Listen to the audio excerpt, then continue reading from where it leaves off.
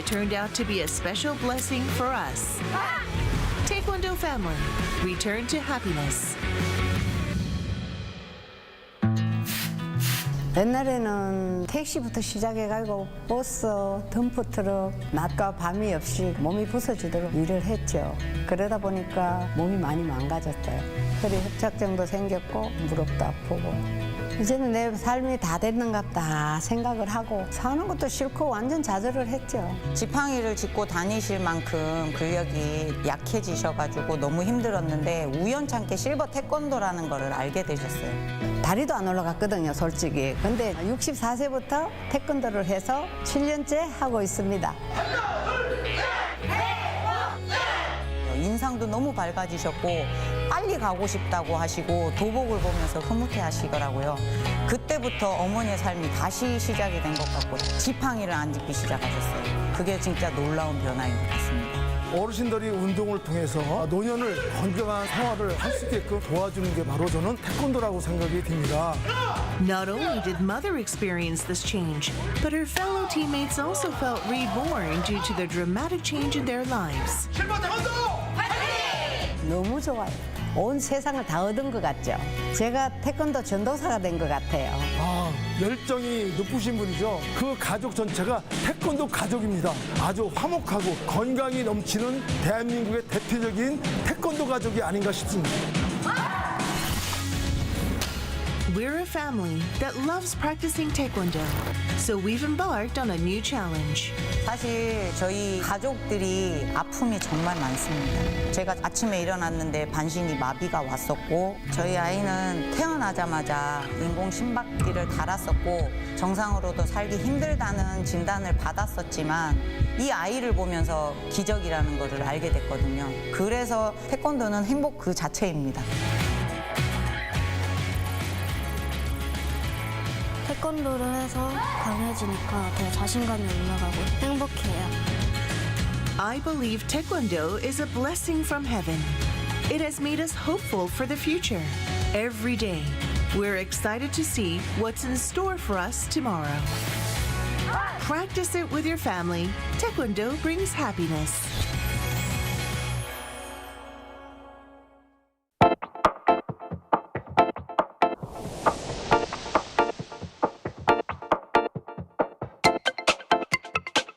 플라스틱 사실 편리하잖아요. 저조차도 활동을 하고 있지만 플라스틱을 사용할 정도로 생활에 많이 있다고 생각을 하는데요. 플라스틱을 대체할 수 있는 걸 계속해서 찾고 플라스틱이 아닌 다른 것을 사용하는 게 일상의 습관이 될 수 있도록 하는 것이 좀 중요하다고 생각을 해서 참새클럽 캠페인을 중점으로 활동하고 있습니다.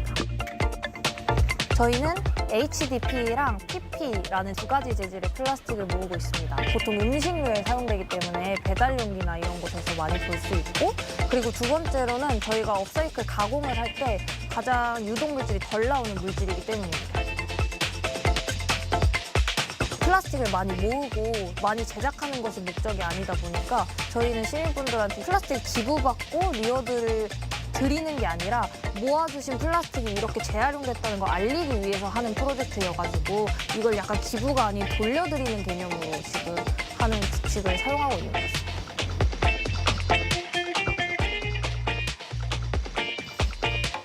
불편한 거예요. 사실 이 플라스틱을 실제로 사용하는 걸 모으고 이걸 세척해서 가져오시고 하는 과정이 이 불편함을 사실 해주고 계신 것만으로도 저희는 되게 감사하죠.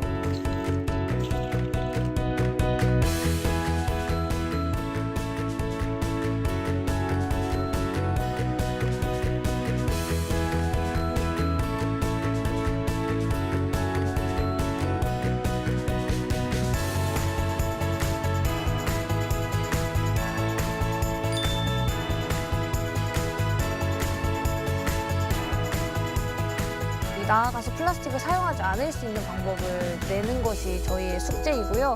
그리고 가장 중요한 건 이런 자원순환 활동에 있어서 시민 참여가 어떻게 얼마나 중요한 키워드로 적용이 되는지를 계속 말씀을 드리고 싶어요. 그래서 시민 참여 가이드를 조금 내는 게 저희의 목표이자 바람이라고 말씀드릴 수 있습니다. 나는 플라스틱을 순환시키는 그리너다.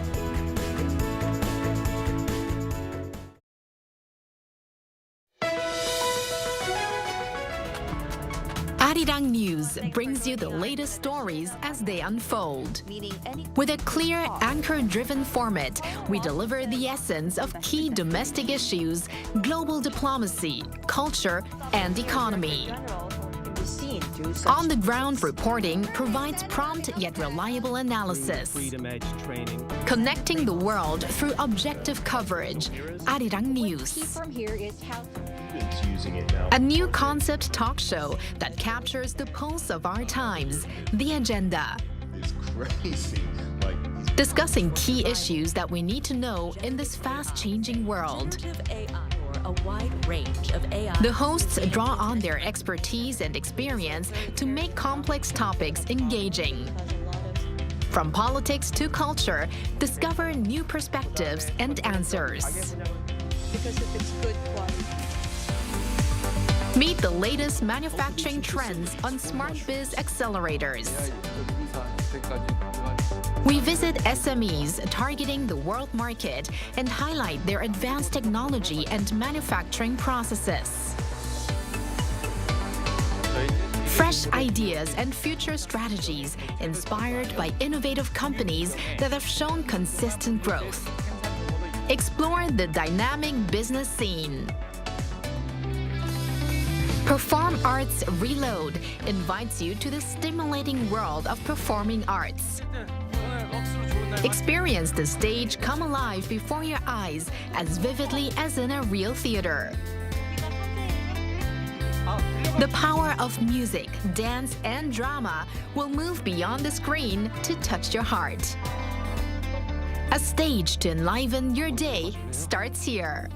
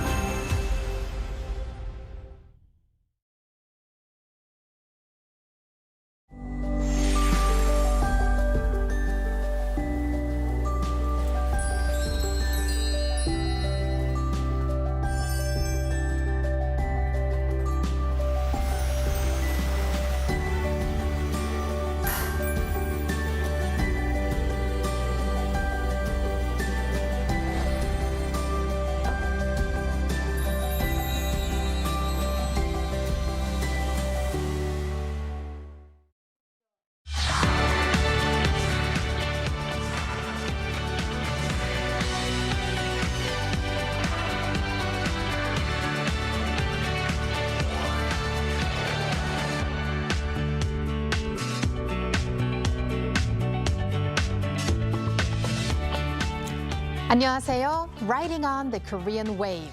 Welcome to Friday's edition of The Culture Wave. I'm Kwon So-hwa in Seoul. Explore with us Korea's culture from all aspects and stay up to date with K-entertainment, K-traditional dance, K-film, K-everything. Joining me in the studio this Friday is our co-host Bella Kim. Hello, Bella. Happy Friday. Happy Friday, So-hwa. And happy Friday to everyone joining us today on The Culture Wave. I'm Bella, here to co-host and fill you guys with some it's extra exciting K-entertainment news. Oh, looking forward to that extra exciting news. And we're also joined by Arirang's news features reporter Byun Ye-young. Welcome, Ye-young. Hi, Yeyoung. Hello, Soa, and hello, Bella. It's great to be back. And a big happy Friday to our viewers. I'm Byun Ye-young, a news features reporter here at Arirang News. Ye-young, a while ago you brought us a coverage on ilmu, or one dance, and I hear you're back with another performance from the same dance theater. Right. I'm glad you remember. So ilmu was actually one of the most memorable reports that I've brought here to the Culture Wave because the performance had this kind of elegance and grace to it, a kind of transcendent beauty. And now the Seoul Metropolitan Dance Theater is back with a new piece titled Mimesis, and it's every bit as stunning as ilmu. Wow, so like ilmu, is Mimesis kind of a modern reinterpretation of Korean traditional dance? Yes, it is, exactly. But I think this time, those who are interested in Korean culture or are familiar with Korean pop culture will find a lot of familiar aspects in Mimesis.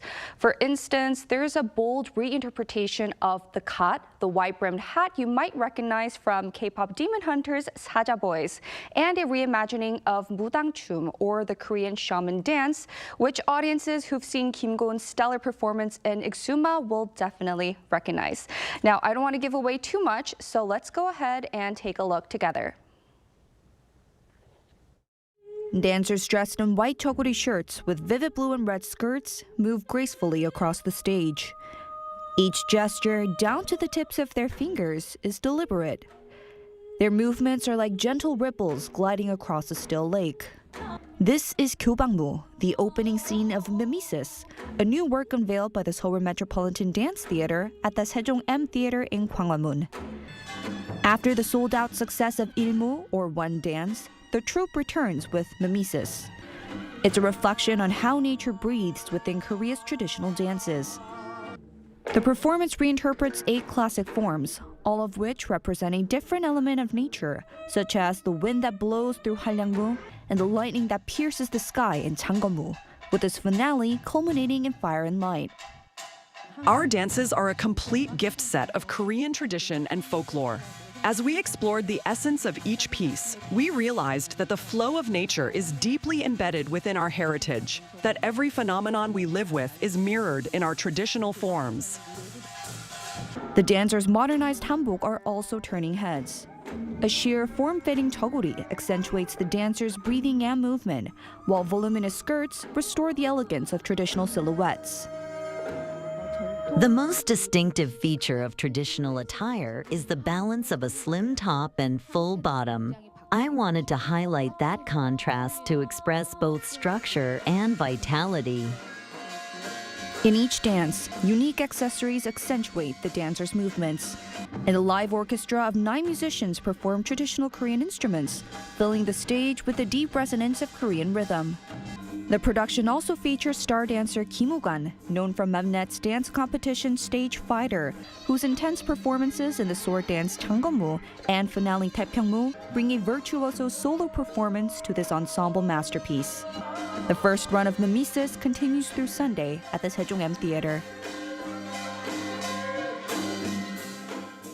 Ye-young, I definitely saw the familiar aspects that you mentioned before the report, and the Mudangchum, or the part that's inspired by Korean shamans, was definitely eye-catching. And for global viewers who might have watched Exuma that you mentioned before, or Pamyo in Korean, they might recognize this because the scene where Kim Go-eun does dance that Mudangchum, that I think was one of the most impactful scenes there. Oh, definitely. And it was very interesting to see the 2 different versions of this Mudangchum from the film and also from the performance that we're watching. Right. And the shaman's dance in Korean tradition is actually more than just simple body motion. It's supposed to welcome spirits, offer prayers, purify, and even bring comfort to the living. Oh, this kind of modern reinterpretation kind of definitely makes, more approachable to traditional dances as well. And what kind of would you say distinguishes from the other dance traditions? Well, I think the dancers themselves will have the best answer to that question. So let's take a listen to what the associate principal dancer had to say about this. While contemporary dance fills itself with energy to deliver to the audience, Korean dance moves beyond that. It's when the dancer experiences emptiness and embodies that very state of emptiness on stage that true artistry emerges and touches the audience. If viewers keep this in mind, they'll feel a deeper resonance within the slow, quiet energy of Korean dance, even amid its moments of brilliance. That's very interesting, and it reminds me kind of the Buddhist philosophy. Emptiness is virtue. Well, thank you very much, Ye-young, for that wonderful coverage, and see you next time. Thank you, Ye-young. And thank you for having me.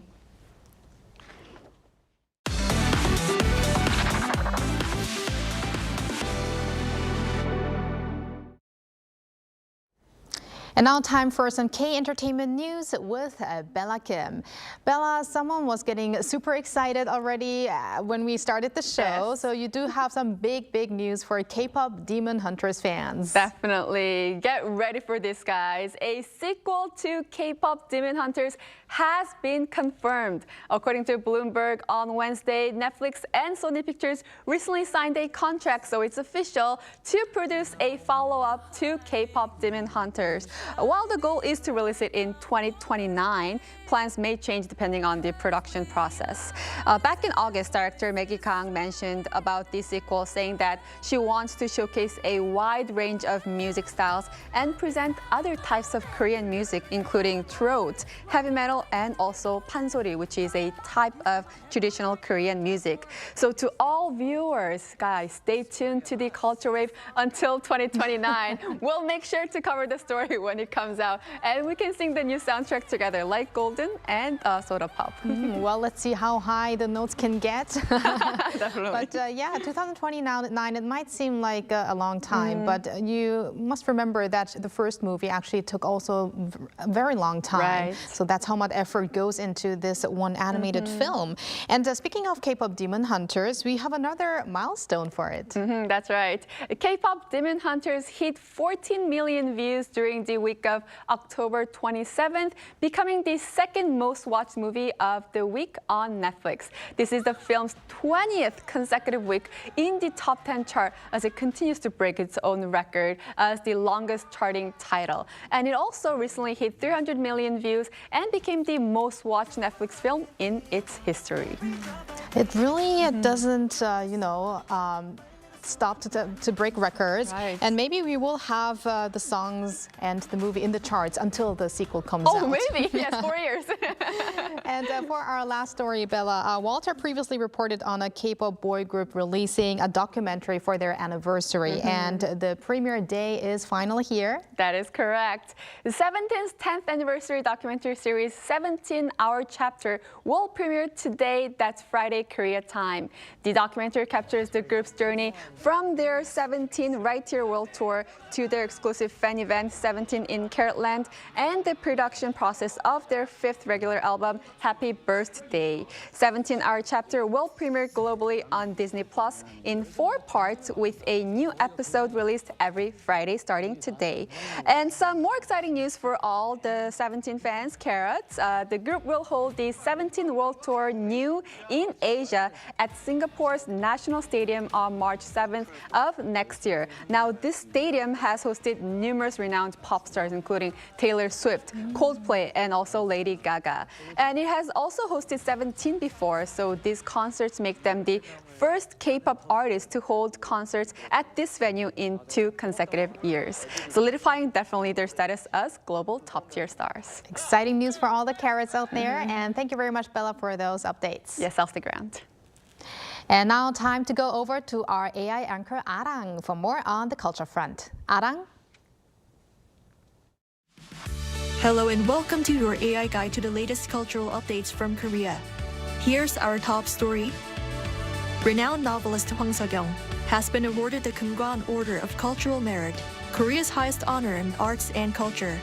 Best known for works such as Dangae-san, Princess Body, and A Road to Sampo, Hwang was recognized for shaping the course of Korean literature for over half a century through his deep engagement with social issues that inspired reflection and healing.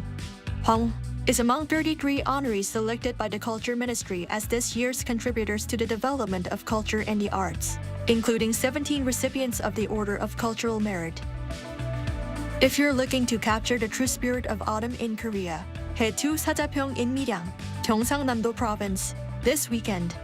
Home to one of the nation's most beautiful silver grass fields, Sajapyeong is now blanketed in shimmering silver, turning the highland slopes of Jaeksan Mountain into a soft, silken carpet beneath the clear autumn sky.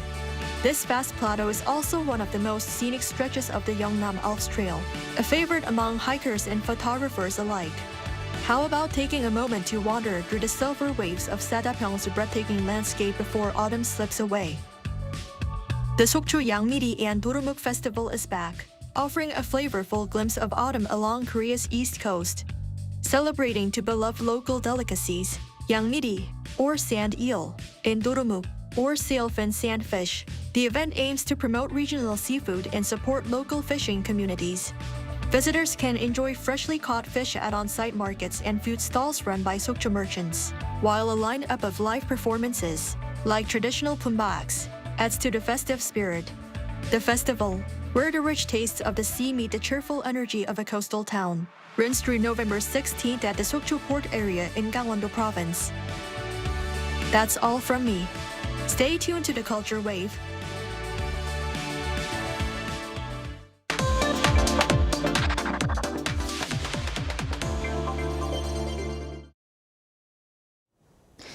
Director Jang Jun-hwan's 2003 film Save the Green Planet has been reborn as the Hollywood movie Bugonia. How has the Korean black comedy film appealed to filmmakers overseas who wanted to do a remake? To find out, we are joined by our film expert Jae So, professor and filmmaker at the Seoul Institute of the Arts. Welcome back, Professor So. Hello, nice Professor. To be back. So, Bugonia was just released in Korea on Wednesday, so a little earlier abroad though. So please tell us about the response that we have so far. Well, I watched it on the day of the release. It was like a 7:30 at CGV, and it was packed. Oh, so wow. I was really shocked. But you know, it started basically on Wednesday, and so far there's like over 10,000 viewers, and it's number 4 at the box office in Korea. But abroad, it's already made about $12 million worldwide. So it's just starting to sort of do it. I think it was released in October in the US and things like that. But as you mentioned, it's a remake of a Korean film, Save the Green Planet. And it's directed by a Greek, he did a lot of American films in English now, but a Greek director named Yorgos Lanthimos. And then it stars Emma Stone. So it's sort of like really glamorous that a Korean movie that was made in 2003 has been remade by a Hollywood, actor and director. Right, and so you did watch it on the day of the release in Korea. What was your take on it? How did you like it? And any interesting parts that you've seen? Yeah, I really liked it. Actually, I was just thinking, I thought of the original movie, which basically I've been a fan of for a very long time. So I was really excited that, director Lanthimos was going to sort of tackle this subject matter. But I was just thinking, it's just so wild that a Korean movie actually that didn't do that well financially in 2003 was watched by another filmmaker named Ari Aster, who did a movie called Midsommar and Hereditary, and he's a big fan of Korean cinema, and basically he's the one that kind of produced the story, and the writer for it, Will Tracy, wrote Succession. So you have like these huge stars and amazing talent around the world ready to do it, and I thought, it's actually Yorgos Lanthimos' most expensive movie at $45 million, but it looked really great. I really like the acting, not just of Emma Stone, but I really like this actor, basically Jesse Plemons, who's also in Kind of Kindness, the previous film they did together. But he's just really fantastic because he's kind of a beefy guy, but in this movie he lost a lot of weight, so it really lends to his character. And then it's such a good movie because it's based on the original Korean movie, so it's a social commentary about modern times, and it really hits home. Yeah. Okay, let's go a little bit more in depth. So this Korean movie, it's a cult classic, Save the Green Planet. In Korean, it's 지구를 지켜라. And it did receive significant attention, but as you mentioned, Professor So, this did turn out into a huge success in terms of viewership. But now, nevertheless, 2 decades later, we're seeing this being made by a Greek director and with Hollywood stars like Emma Stone. So what do you think was appealing about the original movie? I think the story itself, you know, it was so unusual in Korea when it came out in 2003.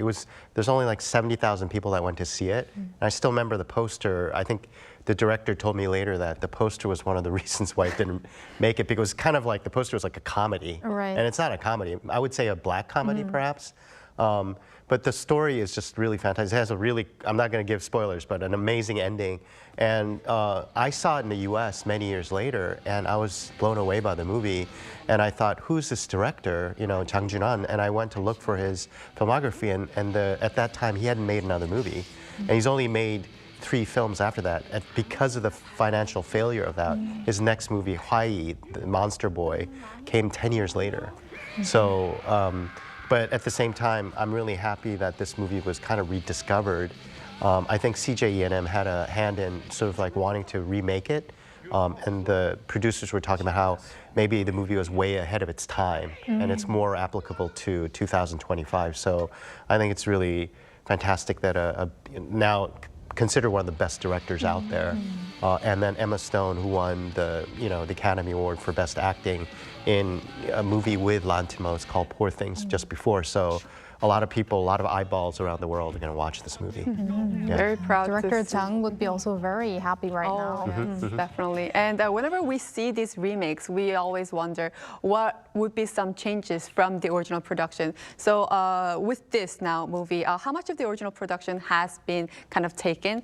And what kind of changes has been made with the film? Actually, I was really surprised how much they were very faithful to the original story. Of course, they updated it to today, and they changed the main character from a man to a woman, things like that. But I was surprised, like they were very, very religiously close to the original material. But I think what remakes are famous for is basically because the original made such an impact, what they usually do is they keep it close to story, they update it to modern times. And usually, you know, there's a sort of a message behind the original movie that they try to sort of apply to today. And I think those things with different actors and a different sort of milieu and culture, I think a lot of times these remakes, it's as old as cinema itself. Like we keep doing it over and over again. And I think there's certain stories that just hit people's imagination a certain way, and I think Bugonia is a prime example of that. Yeah. And you did just mention there was this gender swapping actually. Yes. So the main character turned into a female character. Is this something that we're seeing often these days? Can we interpret this as a reflection of the times? Oh yeah, definitely reflection of the times. I think inclusivity, you know, being more inclusive about different things was definitely on the agenda for the director to change it to Emma Stone. And I think what it does is, like, when you know, they've done this before and it's not always successful. For example, they did the remake of Ghostbusters with a female cast, and I think people were angry at that, and the movie didn't do as well financially. But there have been success stories like, I think, Ocean's 8, which was like a remake of Ocean's 11 with a female cast, and Ocean's 8, you know, featured really, you know, great cast, and it did really well. So by sort of changing the gender, I think, you know, it's a commentary about how, you know, in the 21st century, we're looking at things much more, you know, I guess like women and men are the same, and also, you know, basically swapping the genders kind of puts a new twist on the story as well. Yeah, I think if there is ever someone, trying to think of what to change in a remake, and if they don't want to disappoint the fans too much regarding the plot, then they could change the gender. That would be maybe even the most simple thing you could do. Sure, it just puts a new spin on Right. it, you know, so yeah. Definitely. And we've talked about this, Professor, with you previously on our show, but international co-production has been a thing in the industry as well. Bugonia also involved Korean participation in planning, production, and also distribution. So what do you think the significance of this kind of global working together cooperation in the field of film industry? Well, definitely, I think it's a really great trend because, as you know, you had Parasite and K-Pop Demon Hunters. Right now, Korea is really hot. And what's really interesting about it is that not only are the stories that Korean filmmakers are doing that are interested, like the world is interested in, but at the same time, I think the sort of our cultural uniqueness as well is something, you know, if you look at K-Pop Demon Hunters, all the food and snacks that come out of it are things that now everybody's trying to eat. That's not even at the time when the movie came out first, you know, it wasn't really that available. Now everybody's like ordering on the internet to get it. So I think the uniqueness of sort of Korean culture and also the fact that the storytelling is so unique. And I think, you know, like many cultures, there are a lot of remakes of Korean movies right now being done, you know, overseas. And I think with the interest in Korean cinema and Korean products and beauty products or like music or dramas, I think there's like, I think every producer around the world is thinking, how do I make a remake or how do I do a co-production with a Korean company to do a story that will likely be a hit all around the world. So I think that's a really amazing sort of outcome, you know, of recent sort of, I think, everything from, I'm taking out Squid Game, for example, but, you know, it's just hitting a chord with, I think, the global audiences around the world, for sure. We can definitely see like a synergy between K-drama, K-film, K-culture, K-pop. So it's great to see all of them do so well overall as a Korean culture. Great development indeed that we're seeing. And but with remakes, there are also concerns regarding copyrights, distribution, as well as the scope of adaptation. So how should we deal with these remaining issues? Well, that's the thing that we have to kind of protect. Maybe the government can really help with that. But I think, you know, IPs are basically, you know, somebody's property. And when you want to sort of remake something, you should definitely, you know, pay the person, also get the copyrights and do it correctly.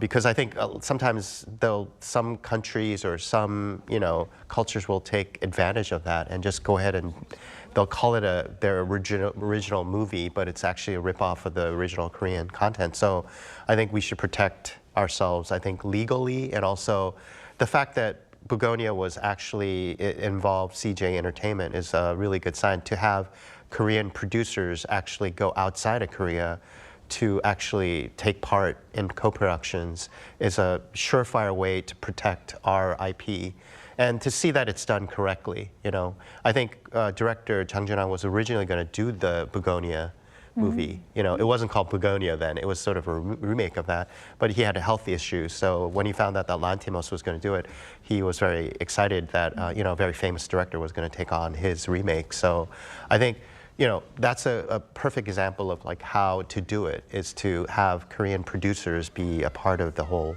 sort of outcome and production of the material. For sure. And finally, whenever a release of a remake is out, the audience faces a dilemma. Should I watch the remake first or should I watch the original first? What is your opinion on this? Well, I actually teach a class in the summer and it's about remakes. Oh. And I actually do it in chronological order. So I show you the original and then but in my opinion, for regular audiences, I would watch the remake first. Because what'll happen is if you see the remake, it's modernized. Maybe the original was in black and white, now it's in color. And if you're excited and you really like the movie, go back and watch the original. And then you'll see how they kind of redid it, you know. And I think, you know, for example, it Save the Green Planet, right? And then Bugonia. So what is Bugonia? Bugonia is like, it's a Greek myth about how bees come from a carcass of a cow, right? And now it relates to the director's Greek, and the movie has bees in it. So it's been kind of changed, but at the same time, you go back to the original Korean movie and you just see all these things. But what's great about both movies is that it's about sort of the way the course of humanity is going with greed, with corporate greed, about just the people with power always have power. And, you know, the aliens at the end do something, and it just hits home. The last scene in the movie is still shocking today with Bugonia, and very much, I would say, a commentary about what's happening in the world currently with all the wars and things happening. So I think, you know, I think movies are great when it's not just entertainment. They leave you with something, a message that make you think about what's happening in your own life or in the world. And I think hopefully this movie will do that. All right. Thank you very much, Professor Soo, for your insights. And I'm definitely going to watch both the movies, the remake first and then the original. Yes. And yeah, see you next time. Thank you. Thank you. Thank you. And thank you very much, Bella, as always. Have a great weekend and see you next week. Yes, I'll see you back next week. Thank you for spending the past half an hour with us on the Culture Wave. Hope you have a culture-filled weekend, maybe with a movie or two, and we'll be back next week, Monday to Friday, 2 p.m. Korea time.